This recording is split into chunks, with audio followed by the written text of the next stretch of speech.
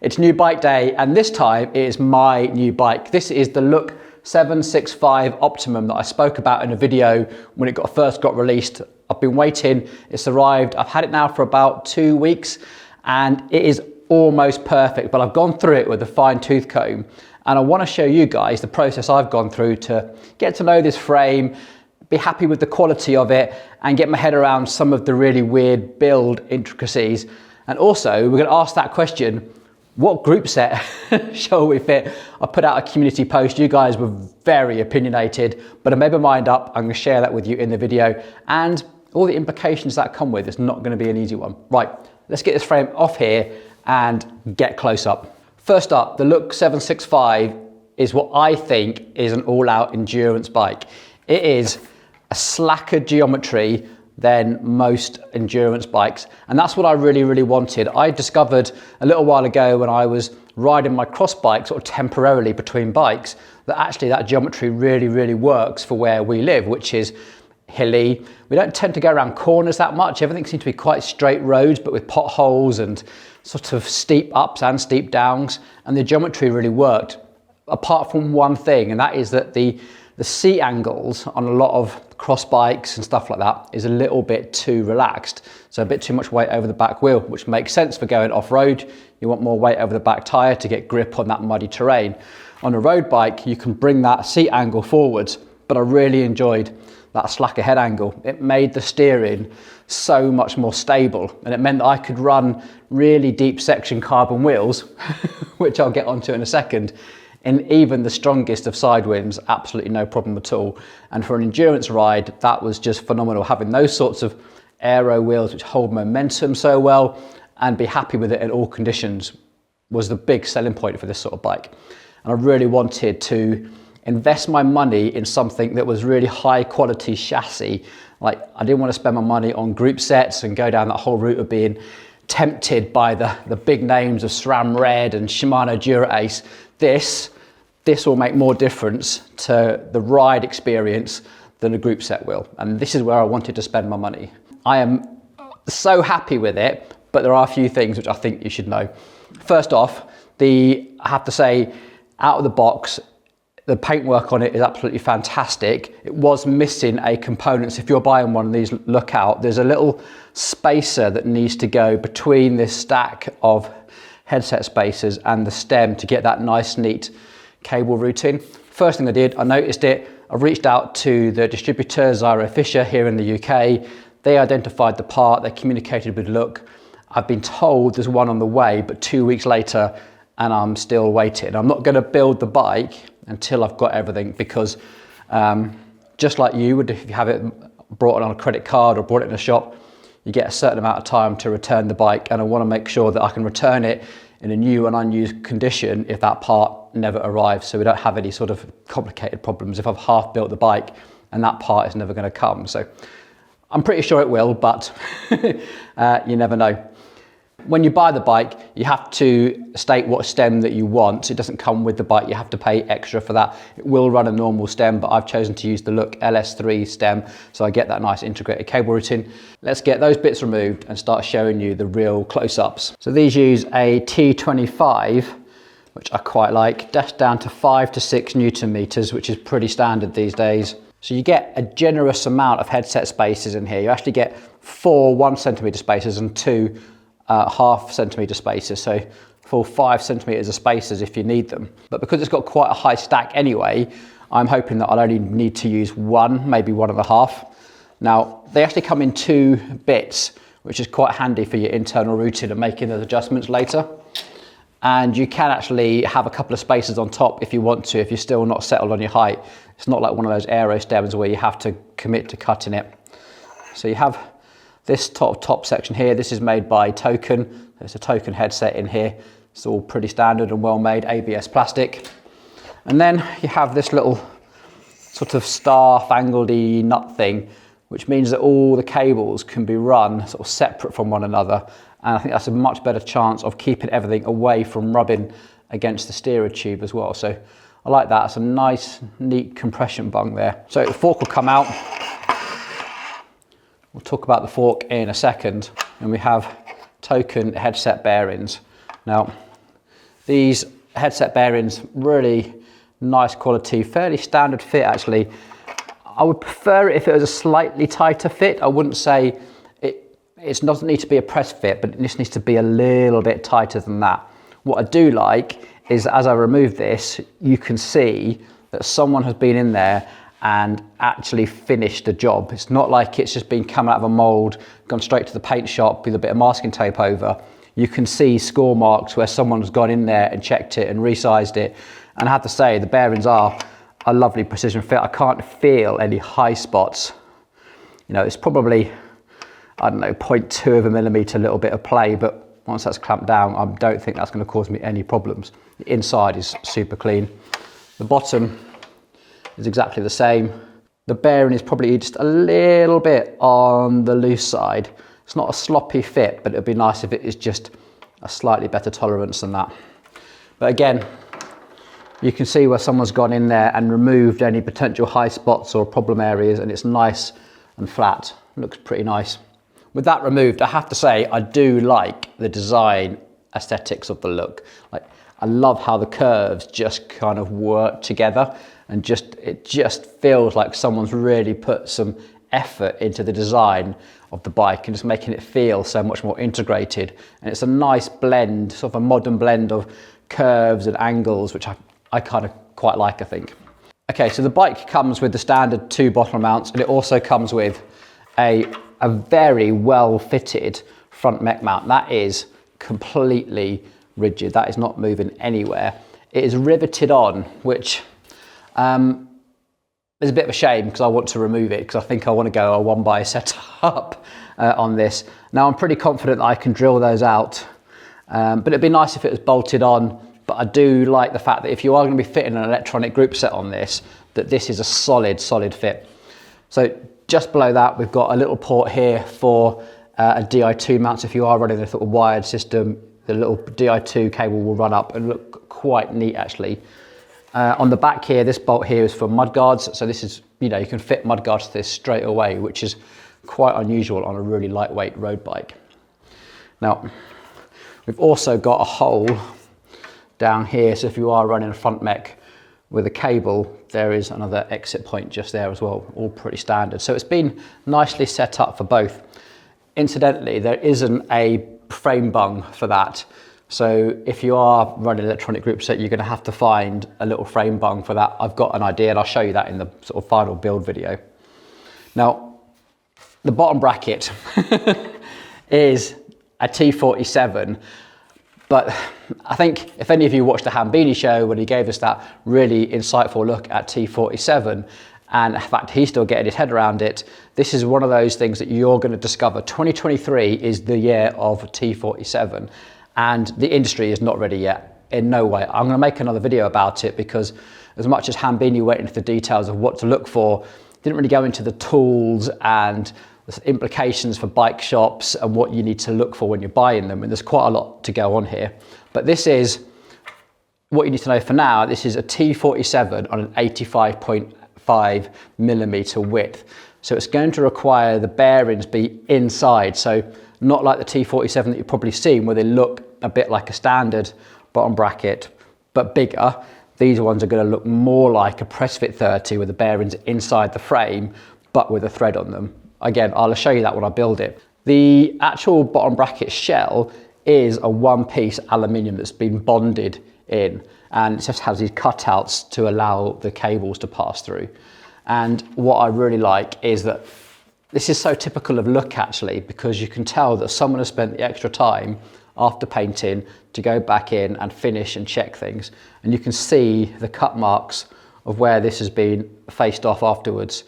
To be honest, that's quite useful at the moment because T47 is still so new that only really Park are making tools for it, and they are price gouging because they are the only ones. There's also a massive waiting list for T47 tools. So if we are going to have any problems with this, nearly every bike shop in the world is going to have a problem because the tooling just doesn't exist at our level just yet. It's sort of available, but it's hideously overpriced and long waiting list to get it. So if you're a bike shop, I would probably hurry up and get your order in, because T47 I think is going to arrive pretty quickly, and if this was painted you would need to face that in the bike shop. So I'm really appreciating the fact that this has been faced, and the threads look absolutely great as well, so I've got no problems with that.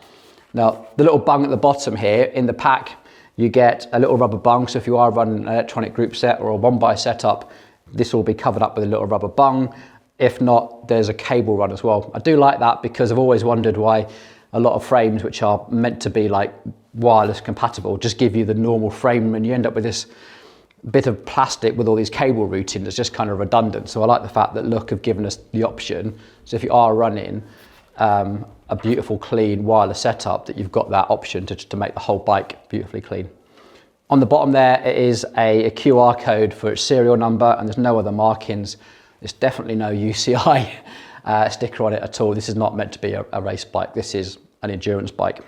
Back down here at the back of the frame, the brake mounts are superb. Again, you can tell that someone has gone back in there and finished it, and I've had the sort of the mounts on here and they fit absolutely flush. I haven't had a brake fitted to this yet and lined it up with a disc rotor yet, but just laying on the sort of the tools that we have, this looks absolutely flat, and it looks like it's been machined after production. It's also, quite helpfully, 25mm thick, which means that the standard 38mm bolts that you get when you buy a Shimano or a SRAM caliper will work straight away. You're not going to have to buy extra bolts. That's going to be fine out of the box. At the back here, you can just see that it is these little tiny mudguard mounts.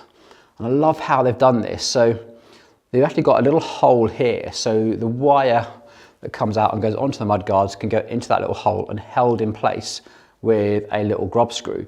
I think you're also going to have the option, if you need to run the mudguard externally, is to just put the screw straight into the frame as well. But I do like the fact that you could probably make a very integrated looking mudguard by running the cable into that hole and holding it in place with the grub screw. That's really neat, to be fair. The rear mech hanger, I've taken the rear mech hanger off because I wanted to see, and it looks like it's been quite well finished. I have seen better. Where this hole is here, there's probably 2mm worth of material sort of that bolt. Now, I've often been critical of Cannondale for this, but the difference between Cannondale and this is that the rear derailleur comes in two parts, and you sort of sandwich it in between. The inner part cannot rotate past here because of this lug here. So in an impact this direction, the rear mech can't swing completely backwards, come round and damage the frame like the Cannondale ones can. Also, it's actually in two pieces, so it's sandwiched together in the frame. The outside piece is where the thread is for the axle, and the inside piece is like the sacrificial piece. So it's quite similar to the Canyon mech hangers in that respect. So I think they look like a good, robust little hanger actually. I'm fairly happy with that. Let's get the seat post out and take a look inside. It requires, again, a T25 tool to undo that, which might be frustrating if you don't have one of these in your toolkit or something similar. I guess most multi-tools have that these days though. So I'm just going to hold onto this. Seat post doesn't come with it, that's just something I've been using to help. So the little frame bung looks like this. So it's like a three-piece design, bare aluminium on this side, alloyed everywhere else. So when we install this, we'll put some grease around these sliding surfaces, and then we put the aluminium construction grease on the inside of the seat post. The inside of this is absolutely beautiful. It is so smooth to run your finger around there. You don't feel like that is raw, unfinished carbon at all. It is so well finished the whole way down. Looks absolutely stunning. In fact, you know, from what you can see from peering down the inside here, the whole thing looks beautifully finished. You know, you can really run your fingers around and you can't really feel any sharp edges or burrs or anything. You can just tell that someone has actually finished the frame properly.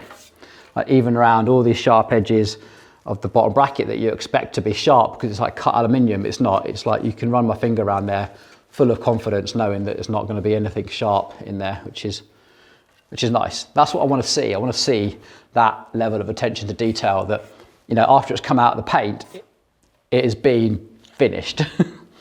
Right, I think we should weigh it, don't you?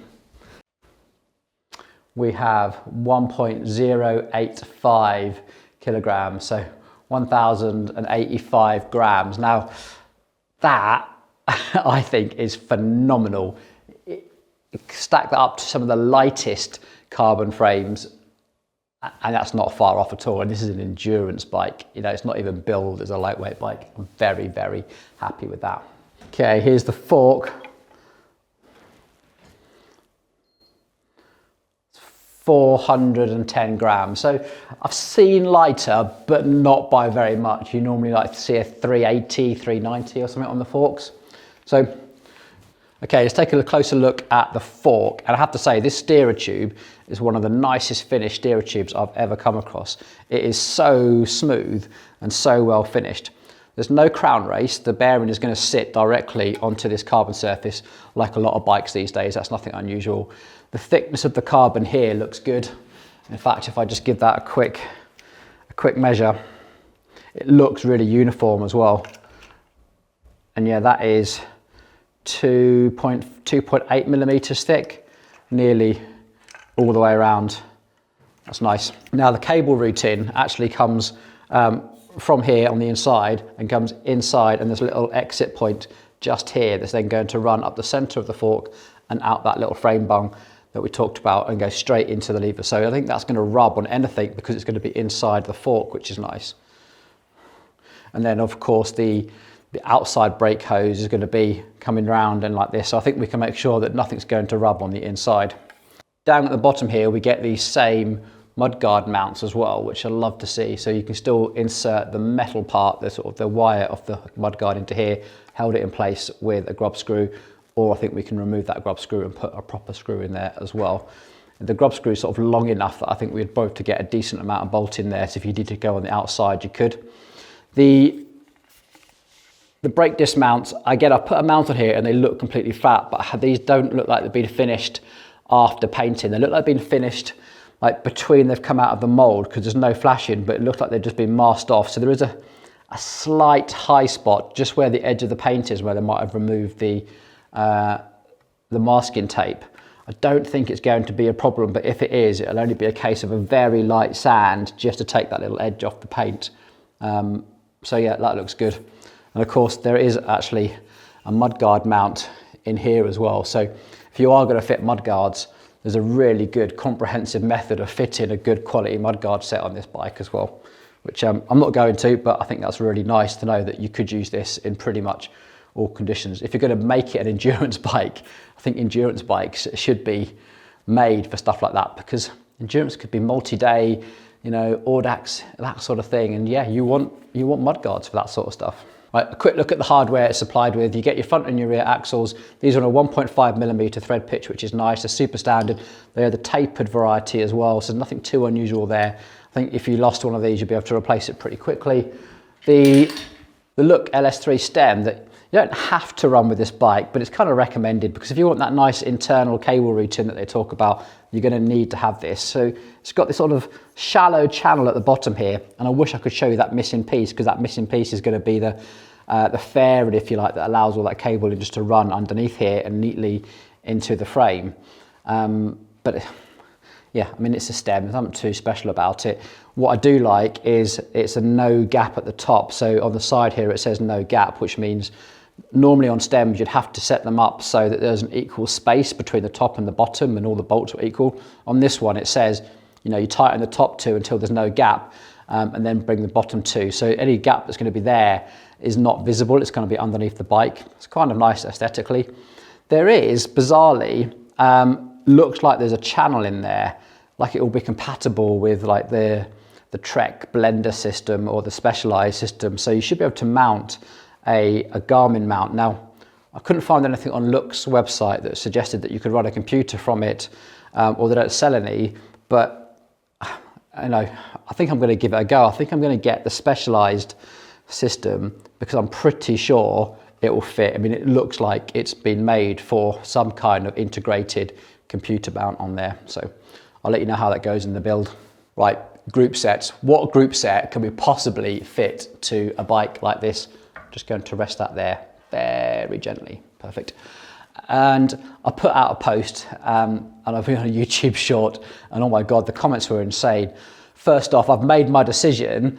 It's not going to be Campagnolo. As much as I admire Campagnolo, there's nothing there that I'm that interested in. It's a bit like owning a Rolex, I guess. And if you've got the money, fantastic. I don't think Campagnolo offers you anything more for the money than anything else. It's not necessarily lighter or better. Does it even look better?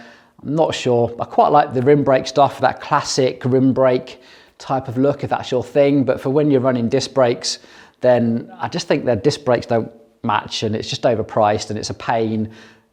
For an endurance bike, you want to be able to take this bike anywhere in the world on a big multi-day holiday, doing days and being in the wilderness, and be able to walk into a bike shop and say, I've broken a gear cable, have you got one? And I hate to say it, but most bike shops probably don't carry Campagnolo spares. So Campagnolo out, just nothing there that I'm interested in at all. It doesn't fit the specifications for this bike at all.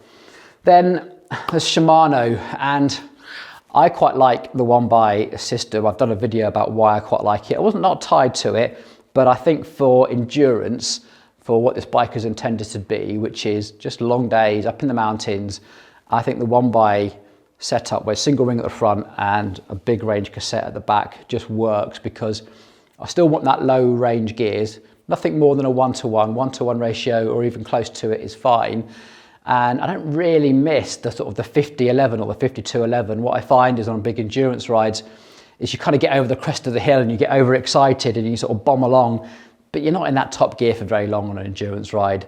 Every now and then you probably get into a peloton and bombing it back against the headwind or something, or with the tailwind, and you might just want it. But again, I've never really missed it, and I've actually really enjoyed the simplicity of just, you know, one gear shifter. So I'm on all over the one by, which kind of gives me two options really. A sort of mismatch of like a Shimano group set or the GRX. GRX, as much as I kind of like it, I still feel it's a bit of a gravel group set, and that's not the right thing. It doesn't necessarily give me all the options that I want. SRAM Rival was definitely on my horizon, especially the new SRAM Rival Apex. I think that's a great group set. You get a power meter for a very reasonable price, which is important to me. The electronic shifting, I like the design of the shifters. In fact, I think the Rival shifters probably look the nicest out of the entire range. I quite like the design of the rear mech. I think the design aesthetics of the SRAM rear mechs kind of fits the frame, so I'm sort of quite happy with that. But then, to be honest, the investment that I've made in this bike is all about the frame and those wheels and those tyres. Those tyres aren't cheap either. And that's what this bike is all about. This is about making some really good decisions about, I want the ride experience, and the group set makes up very little of that ultimate ride experience. So what I've decided to do is take all the bits of my bike and put them onto this, and that does not come without its challenges. So for the rest of this video, I'm going to show you why that is going to be an issue, right? And I started using this bike out of necessity, really. I had a Rondo Hurt on order. In fact, it's in a video where we showed you how to mount Di2 to it. That was going to be my bike. It's been a bit of a crazy time, you know, with all that COVID. We had a flood downstairs, and at some point we just needed cash flow. So someone wanted to buy it. I was happy to sell it, and then everything went mental. And I've just been riding around with this for the last few years and actually really quite enjoying it. So this look is quite I'm quite looking forward to this new bike. But I do quite like this. Now, I'm getting rid of those Percenti wheels, first of all, and we are fitting them up with these, the fast forwards. I've had several sets of these on demo. I've had several sets sold to customers who are absolutely raving about them. I can't wait to get my hands on these permanently. These are the 55s, the deepest ones that they do. And I've also had these built onto the DT Swiss 350s in this sort of stealth black, which is really nice. Saves a bit of money, but it's still ultimately the same wheel set. So happy with those. Pirelli P0 in a 30mm. I think this is a nice match between endurance and performance. I think these are excellent tyres, and the 30mm suits this wheel and this build ethic so well. But this bike is fitted with the standard SRAM Apex 1x11 that it first came with, and those shifters are still working fantastically well. Like, I can't fault them. They've just been great. And I think to upgrade them even to rival, I wouldn't notice any difference. Even up to force, it's only a very small weight difference. The lever adjust, the bike point adjust, I don't care. These work absolutely fine. So we're going to keep these shifters. What I am going to do is change these brake hoses, because these come out of the factory with these like little join kits, which are quite convenient for bike shops that need to switch between left and right brakes. But I'm going to treat myself to some nice cables so we get that nice integrated. However, of course, there's no stock. Like, you can buy levers on discount everywhere, but can you just buy a brake lever? That's just the state of everything at the moment, is that you can buy full things, but buying spares is actually still quite expensive and quite time consuming. There's still quite a long wait for actual spares. So I'm going to keep that. The power meter, the Quark D0 power meter, I have to say, this has been one of the most reliable and accurate power meters I've ever owned. Fantastic. I haven't found a way to adapt this to a 12-speed system. So this is a 5-bolt 110 BCD, and I haven't come across a chainring that's going to work with a 12-speed system. So if I did go to 12-speed with the new rival, I'd have to change this out. Annoying thing is, this comes with the SRAM GXP system, and I'm going to try and mount that onto a T47 system. And the bottom bracket needed to make GXP work on T47 85.5 is a bit of a problem. Now, what I've managed to find is that Token make one. Token are the only company that I've found to do a straight T47 internal 85.5 to GXP, and it's quite a reasonable price, to be fair. It's £59, but also with almost £30 worth of shipping. So that was a bit frustrating. Hambini doesn't make one yet. I'd love to have a Hambini bottom bracket, but one, that's outside my price point, and also he doesn't actually make one either. I think if I probably asked, I'm sure he would probably make one, but again, I'm trying to keep this to a budget. Wheels Manufacturing is the route that I've gone down. They do a bottom bracket similar to the Hambini design, and I think what I'm going to do is to either put a GXP adapter on the non-drive side, or knock that bearing out completely and put a GXP type bearing in there. Hopefully that'll work. If not, I'm gonna have to bite the bullet and get that Token one and ship it in from the US, which is annoying. Like, the UK is just not ready for T47. So the importers of Token here in the UK, a company called iRide, I rang them up and they're like, no, nobody's interested in T47. I'm not going to order one of those in, like, just flat no. I then rang Upgrade Bikes, who again, the importers of FSA, who do actually make T47 bottom brackets, and they also import the ice tools, you know, those bottom bracket tools that we love here. And I asked for both, and they were quite happy to try and sell me a hideously overpriced ceramic speed bottom bracket and the cheese-like ceramic speed tools, but they weren't happy to import the T47 tools from Ice Tools. So if you're a bike shop and you know how good those Ice Tools bottom bracket tools are, they're made out of tool steel, they're impact, and they have a 1/2-inch drive on the side. If you want that, Ice Tools do make one, but you're going to have to ask for it and beg, because the importers just aren't bringing them into the UK yet. And yet here we are, you know, T47 is definitely here, and yet we're having to buy tools like this from Park. Like, the only people that have really got a T47 tool here in the UK is Park, and they're these sort of useless aluminium ones with a 3/8 drive on the other side. These are just going to be useless, because the actual surface that you have to work with a T47 is only like 1.5 millimeters thick, and you've got to get a really, really flat mount to it as well. And if you're going to try and torque, you know, really push hard on something to undo it, or even do it up, you still need a fair amount of force to do these up. I think it's just going to cut straight into these aluminium tools. So I just see these as disposable, like not really workshop worthy at all. They'll either crack here with this, you know, a 3/8 head once you've got some leverage on there, or you'll just start to get loads of damage on these teeth. If you are interested, you're going to need 2 types of tools for T47. You're going to need a 12 notch and a 16 notch as well for the internal stuff. So again, like, if you're not there yet, just contact Upgrade, iRide, etc. and say, come on, let's get on top of T47. So once we're past the bottom bracket faff, the SRAM Force 1, which is a bit of an upgrade that we had to do through COVID when I couldn't get a rival one. I've got one now, it works fantastically. I'm going to plan on keeping it. The seat post is a Cannondale Save carbon seat post. It's a 25.4. Just going to get an adapter to put it up to the 27.2 that I need. Such a good quality seat post. It's got a few scratches on it, don't care. The fabric saddle that I use as well has also got the carbon rail, so there's more comfort built into this than there probably is the entire frame. But so I'm definitely want to keep these components that I've already invested in. I even think that the bottle cages are going to transfer over. These are the Supercaz lightweight aluminium bottle cages that I think will actually look pretty sweet on that Look frame.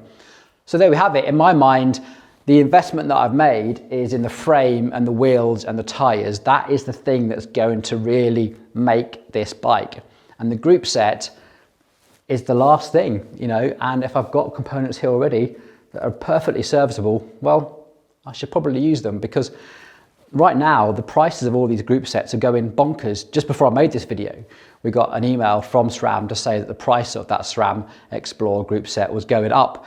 And that was probably the clincher of my decision. It was like, the price has gone up, it's even more, I don't need it. I've got what I need to make a really good workable bike that I'm going to really enjoy riding. And as much as it'd be nice to have a completely new bike, you just got to go, no, this is going to be more than fine. But what do you guys think? I would love to know. There's been a lot going on in this video. Hope you found it all interesting.